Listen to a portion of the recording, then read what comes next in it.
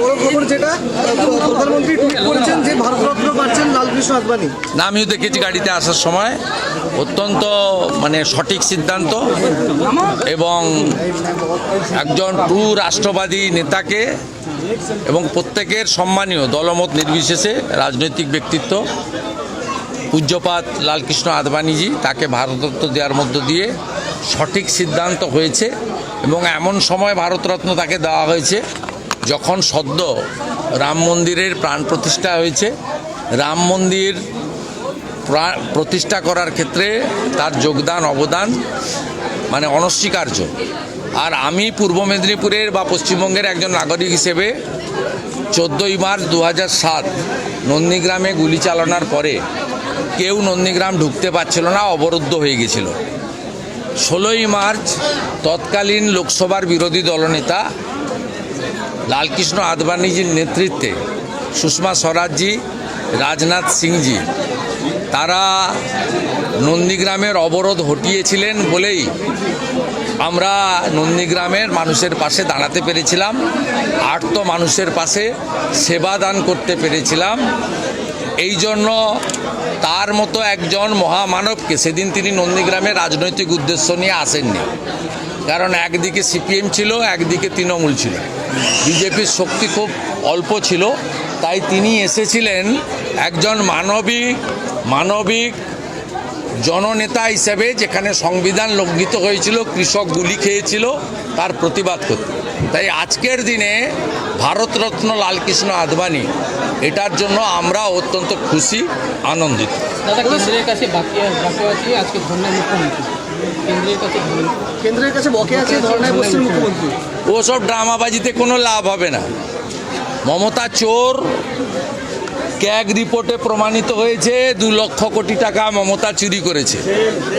চোর মমতার ড্রামাবাজিতে কিচ্ছু হবে না। ওখানে কেউ যাচ্ছে না, মশা মাছি তাড়াচ্ছেন আর সকালবেলা মর্নিং ওয়াক করছেন পুলিশকে দিয়ে। ওটা পুলিশের ধর্না হচ্ছে। ও সব ফেস সেভ করার জন্য ক্যাগ রিপোর্টের উপরে রাজ্যপালের উচিত, মহামান্য রাজ্যপালের এফআইআরের নির্দেশ দেওয়া। আর আমরা 6 তারিখে বিধানসভাতে ক্যাগ রিপোর্ট যাতে পেশ করে বিধানসভায় আলোচনা করা হয় তার দাবি করব বিধানসভার প্রথম দিন। না, পাবেন না আপনি শাহজাহানকে পাবেন না, কারণ শাহজাহানকে মমতার নির্দেশে আড়াল করে রেখেছে।